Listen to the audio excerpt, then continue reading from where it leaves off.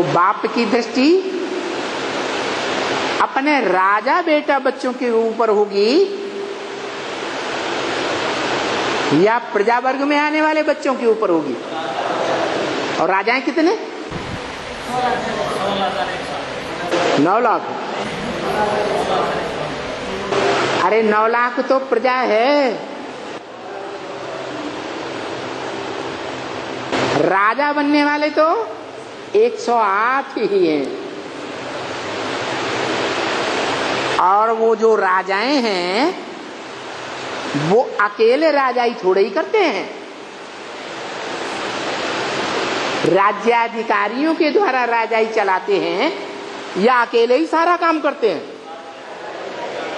तो राज्याधिकारियों को भी कुछ कंट्रोलिंग पावर मिलती है या नहीं मिलती है? हैं? मिलती है। तो जिन राज्याधिकारियों को या राज परिवार के सदस्यों को, राज परिवार में भांति होते हैं ना, कोई बड़ा बच्चा, कोई छोटा बच्चा, कोई बड़ी बच्ची, कोई छोटी बच्ची, उनकी कुछ भी कंट्रोलिंग नहीं होती राज्य में, है? होती है। तो उस राज्य में जो भगवान राज्य स्थापन करते हैं, राजाओं की दुनिया, उसमें टोटल मिला के 21 जन्मों में 16,108 राजाई की ताकत लेने वाले तैयार होते हैं, जो अतीन्द्रिय सुख भोगते हैं। किस आधार पर? राजयोग के आधार पर। कैसा योग? राजयोग तो है, तो राज गुप्त होता है या राज प्रत्यक्ष होता है? हैं? राज की बात तो गुप्त होती है। छोटे छोटे बच्चे, बेसिक नॉलेज लेने वाले राज की बातों को समझते हैं? नहीं समझते। जो बच्चे बड़े हो जाते हैं, बुद्धि एडवांस हो जाती है, तो राज की बात समझते हैं। बालिग बच्चे के नाबालिग समझते हैं, बालिग समझते हैं। तो ऐसे बालिग बच्चे जो समझते तो हैं, दूसरों को समझा भी सकते हैं, सुनते तो हैं, दूसरों को सुनाए भी सकते हैं, लेकिन स्वयं भी राजयोगी की लिस्ट में नहीं आ पाते, जो भगवान बाप के साथ गुप्त संबंधों का राज समझ सकें।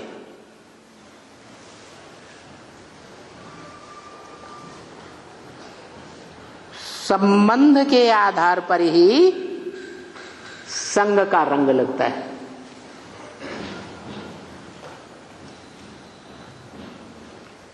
जो संबंध जितना गहरा होगा, राजदार संबंध होगा, उस संबंध में ज्यादा याद आएगी या दूसरे संबंधों में ज्यादा याद आएगी? है? तो कौन सा संबंध है जिसमें सबसे जास्ती राज भरा हुआ है?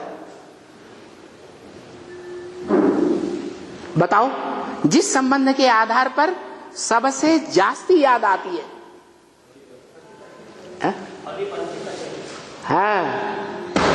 साजन सजनी का संबंध,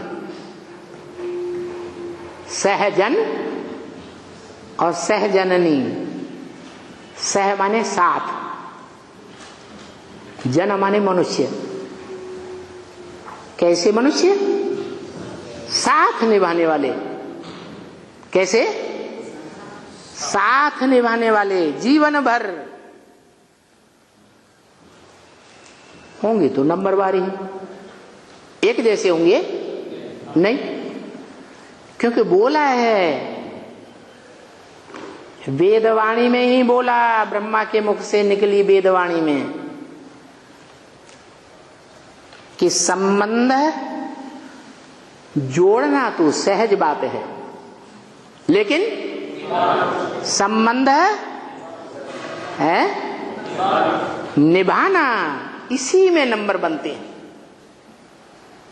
जो आदि से लेकर के जब से संबंध जोड़ा परमपिता परमात्मा के साथ, तब से लेकर अंत तक पुरुषार्थी जीवन में एक के साथ संबंध निभाए,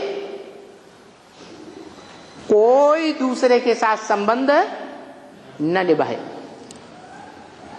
कौन सा संबंध है? साजन और सजनी का, जो बहुत गहरा संबंध है। इतना गहरा संबंध है कि सतयुग के आदि से लेकर कलयुग के अंत तक स्त्री जाति याद करती है उस संबंध को, जिस संबंध से उसने जीवन भर सुख लिया है इंद्रियों के द्वारा। अंत समय में वही संबंध याद आ जाता है, चाहे स्त्री हो चाहे पुरुष। पुरुष को स्त्री का रूप याद आएगा और स्त्री को पुरुष का रूप याद आ जाता है, तो अंतमते सोगति हो जाती है। ऐसा गहरा संबंध है, उसके लिए बोला संबंध जोड़ना तो सहज है, लेकिन निभाने में नंबरवार हो जाते हैं। तो नंबरवार की लिस्ट में भी जो आते हैं, संबंध जोड़ते हैं, पूरा नहीं जोड़ पाते पूर्व जन्मों के हिसाब किताब के अनुसार, कुछ न कुछ जोड़ने की हिम्मत करते हैं या नहीं करते हैं? तो हिम्मते बच्चे बाप मदद करता है। कैसी मदद?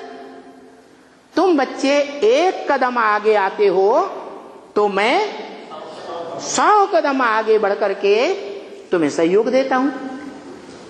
माना जो बच्चे हिम्मत करते हैं एक बार सरेंडर होने के लिए, क्योंकि कौन सा संबंध है जिसमें संपूर्ण समर्पण हो जाता है? बाप बेटी का संबंध है, बेटी तो दूसरे घर चली जाती है, संपूर्ण समर्पण होता है? नहीं होता है। कोई भी संबंध इतना संपूर्ण समर्पण नहीं होता जितना साजन सजनी और बाप और बेटा, बड़ा बेटा वो भी। छोटे बच्चों में इतनी सत्य की ताकत नहीं होती लंबे समय की। तो जो हिम्मत करते हैं ऐसे अर्पण होने के लिए, भले नंबरवार की लिस्ट में आते हैं तो भी 16,000 की लिस्ट में आ जाएंगे। शर्त है कि बीच में क्या? बीच में अनिश्चय बुद्धि होकर भाग न जाए, क्योंकि बाहर की दुनिया में भागेंगे तो उनकी पवित्रता का कोई है? गारंटी है? गारंटी नहीं। इसलिए बताया जो समर्पण होने के बाद ईश्वरीय सेवा में भाग जाते हैं, वो जो राज परिवार है 16,000 का, उसमें दास दासी बनेंगे। अगर ग्लानि की जाकर के बाहर तो चांडाल बनेंगे, और समर्पण नहीं हुए, बाहर की दुनिया में रहते हैं, अपन को समझते हैं कि हम सरेंडर होकर चलेंगे, फिर अनिश्चय बुद्धि बन जाते हैं, तो तो प्रजा वर्ग में दास दासी बनेंगे, राज वर्ग में दास दासी नहीं बनेंगे। और बाहर जाकर के ग्लानि करते हैं तो चंडाल बनेंगे। प्रजा वर्ग के या राज परिवार के? प्रजा वर्ग के चंडाल बनेंगे। तो ऐसी 16,000 जो आत्माएं हैं वो गुप्त संबंध जोड़ने वाली गोप और गोपियां बनते हैं, जिनका शास्त्रों में गायन है। क्या गायन है? कितनी गोप और गोपियां जो अतीन्द्रिय सुख भोगती हैं? कितनी? 16,108 आत्माएं। तो 16,108 आत्माएं हैं जो राजयोग सीख करके राज परिवार में लंबे समय तक, अनेक जन्मों तक सुख भोगती हैं। क्या ये हो सकता है?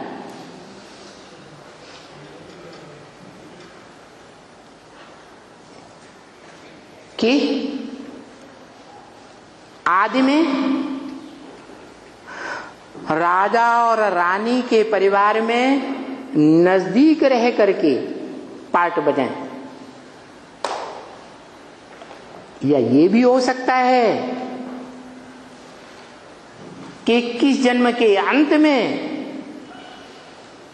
राजा रानी बन जाएं। सबसे गिरती कला की राजा रानी, या 21 जन्मों में जो अव्वल नंबर सतयुग के आदि के जन्म हैं उनमें राजा रानी, कीर्ति कला की राजा रानी। लास्ट जन्म में कोट पतलून मिल जाएगी, मानी मर्तबा मिल जाएगा। पहले जन्म में उनको दास दासी बनना पड़ता है। अगर ब्राह्मणों के संगम युगी जीवन में उन्होंने बाप का बच्चा बन करके आदि से लेकर, आदि में तो सहयोग दिया थोड़ा बहुत, लेकिन बाद में लगातार विरोध किया अंत तक, तो सतयुग त्रेता के पहले जन्म से लेकर के और अंतिम जन्मों तक वो दास दासी ही बनकर रहेंगे। अंतिम जन्म में जाकर राजा बन जाएंगे छोटे मोटे। और यही क्रम फिर द्वापर और कलयुग में चलता रहेगा। माना 21 जन्मों के आधार पर 63 जन्मों की भी प्राप्ति होती है। जो आत्माएं सतयुग के आदि में ऊंच पद पाती हैं, त्रेता के आदि में भी ऊंच पद पाएंगी। जैसे राम सीता वाली आत्माएं सतयुग के आदि संगम में विश्व के बादशाह और त्रेता में भी बादशाह, और द्वापर के आदि में भी ऊंचे के ऊंचे मान मर्तबे वाले राजा विक्रमादित्य और उनके गुरु, और कलयुग के आदि में भी राजा ही बनेंगे या दास दासी बनेंगे? राजा ही बनेंगे। और जो आत्माएं सतयुग के अंत में लोन लेकर राजा ही चलाती हैं, वो त्रेता के अंत में भी वजन अपने ऊपर चढ़ा के जाएंगी या हल्की होकर जाएंगी? है? वजन चढ़ा के जाएंगी, क्योंकि वो स्वर्ग को नष्ट करने वाले निमित्त बनेंगे या स्वर्ग को अच्छे से पालना करने के निमित्त बनेंगे। और वही क्रम उनका फिर द्वापर और कलयुग में चलेगा। द्वापर के अंत में वैसा ही नीच पद और कलयुग के अंत में भी वैसे ही छोटे मोटे राजा आर्य समाजी, जो राजा नाम मात्र के बनते हैं। क्या टाइटल तो मिल जाता है राजा का, लेकिन राजा बाजा कुछ होते नहीं हैं। या तो 4-5 साल के लिए बहुत करके हो तो प्रधानमंत्री मंत्री बन जाएंगे, राष्ट्रपति बन जाएंगे अंतिम जन्म में। तो ये हिसाब है। इसलिए बाबा कहते हैं तुम बच्चों को इस अंतिम पुरुषार्थी जीवन में राष्ट्रपति पद मिले तो तुम क्या करेंगे? हैं? राष्ट्रपति पद धारण नहीं करेंगे। क्यों? तो अल्पकाल के लिए ना, अल्पकाल के लिए मिल रहे हैं। हाँ, वो अल्पकाल की राजाई क्या है? कांटों का ताज है। क्या? कांटों का ताज। जैसे कांटे लगते हैं ना सर में, ऐसे बुद्धि को कांटा लगाते रहेंगे, दुख देते रहेंगे, चारों तरफ से चौं चौं करते रहेंगे। चैन की नींद तुमको सोने भी नहीं देंगे। तो बताया क्या बनना है शिव जयंती पर? है बड़े थे बड़ा बनना है या छोटे थे छोटा बनना है? बड़े थे बड़े बाप के बच्चे तो बड़े थे बड़े बनेंगे या छोटे बनेंगे? बड़े थे बड़े बनेंगे। ऊंचे थे ऊंचे बाप के बच्चे ऊंच बनेंगे या नीच बनेंगे? ऊंच बनेंगे। तो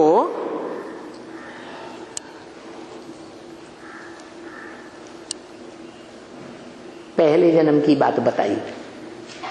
जब नई दुनिया बनेगी, दुनिया की 100% नई राजधानी स्थापन होगी, जिस राजधानी के लिए बाप ने बोला है, ऊंचे ते ऊंचे बाप ने, कि जब मैं आता हूं तो धक से तुम्हारी राजधानी स्थापन कर देता हूं। क्या? मेरे आने पर देर नहीं लगती है राजधानी स्थापन होने में। क्या देर लगती है? देर लगे तो सर्वशक्तिवान हुआ है? मास्टर सर्वशक्तिवान कहेंगे नहीं, दक से तुम्हारी राजधानी स्थापन करता हूं। और भी बोला 1 सेकंड में जनक को जीवन मुक्ति मिल जाती है। ये मुक्ति और जीवन मुक्ति का बाप का वर्षा है। क्या वर्षा है? मुक्ति और जीवन मुक्ति का वर्षा। जीवन में रहते दुख दर्दों से मुक्ति का वर्षा कौन देता है? कौन सा बाप देता है? धनवान बाप होगा तो धन का वर्षा देगा, जमींदार बाप होगा तो जमीन का वर्षा देगा। क्या? ज्ञान का भंडारी बाप होगा तो काय का वर्षा देगा? ज्ञान का वर्षा देगा। और स्वर्णिम सत्युग के आदि की सुख की दुनिया का वर्षा कौन देगा?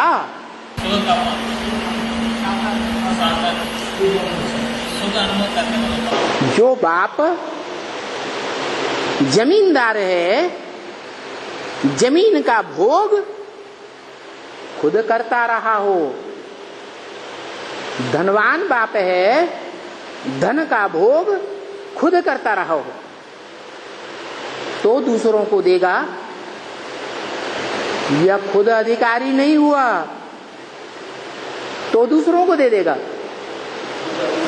है? खुद अधिकारी होगा तो वर्षा भी बच्चों को देगा। तो बताओ, बेहद के दो बाप हैं, आत्माओं का बाप और मनुष्य सृष्टि का बाप। कौन से बाप का परिचय देने के लिए मुरली में बार बार बोलते हैं? बच्चे, त्रिमूर्ति शिव के चित्र में पहले पहले बाप का परिचय दो। लेकिन बच्चे तिक तिक करते रहते हैं। मुरली में बार बार क्या बोलते हैं? बच्चे टिक टिक बहुत करते हैं लेकिन बाप का परिचय नहीं दे पाते। इसका मतलब बच्चों ने बाप को पहचाना होगा, उस एक बाप को जो माता भी है, जो पिता भी है। तुम मां सहायक इसे कहते ना, सर्व संबंधी हो।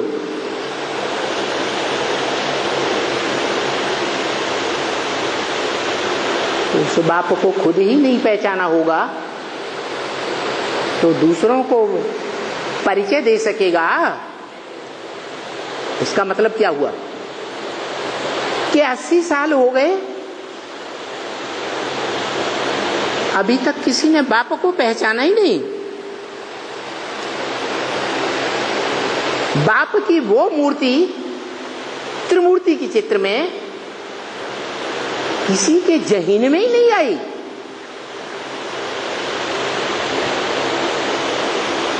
है? आई या नहीं आई? है? नहीं आई। क्यों नहीं आई? 80 साल हो गए ज्ञान लेते लेते, और भक्ति मार्ग में 2500 साल उसकी पूजा की, उसे एक बाप की, जिसे हम कहते रहे सर्व संबंधी हो, तुमेव माता च पिता तुमेव सर्वम मम देव देव। बंधु हो, सखा हो, सब कुछ तुम हो। बोलते भी है एक शिव बाबा, दूसरा न कोई। आत्माओं के बाप शिव बाप ने भी बता दिया, इस सृष्टि पर सदा कायम कोई चीज नहीं है, सदा कायम एक शिव बाबा ही है, जो साकार और निराकार का मेल है।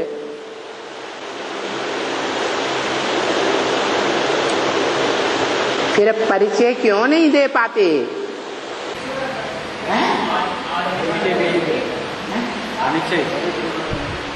बाप प्रत्यक्ष हुए नहीं। आज निश्चय बुद्धि है, कल अनिश्चय बुद्धि है। आज निश्चय बुद्धि है बाप में। किसके ऊपर निश्चय बुद्धि? शिवलिंग के ऊपर। कोई ने जाना कि बाप का यादगार शिवलिंग है?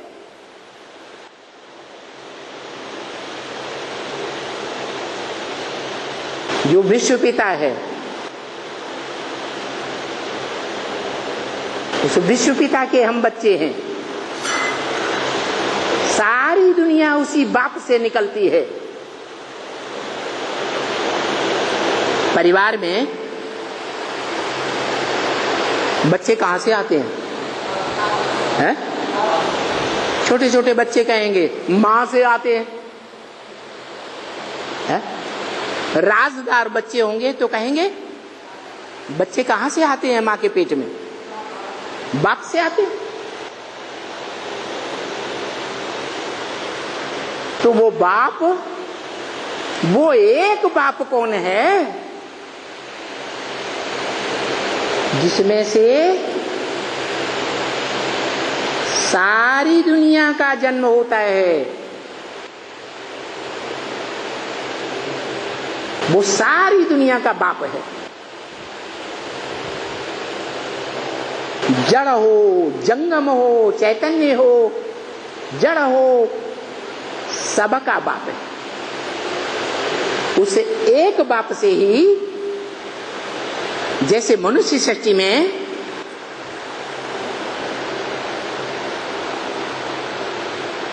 पहले जड़त्व में ही पिंड आता है, बाद में उसमें आत्मा आती है,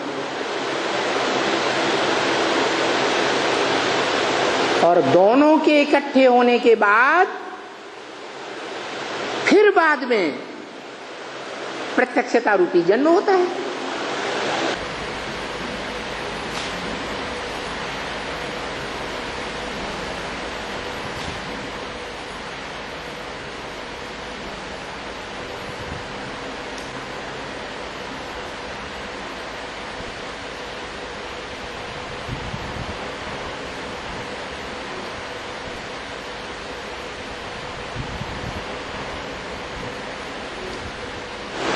ऐसे ही ये दुनिया की जो परंपरा है, क्या पहले जड़ पिंड का सार आता है, रज और वीर्य का मेल आता है, बाद में जब वो संपूर्ण पिंड तैयार होता है, हाथ पांव नाक आंख कान वाला, तब उसमें आत्मा आती है।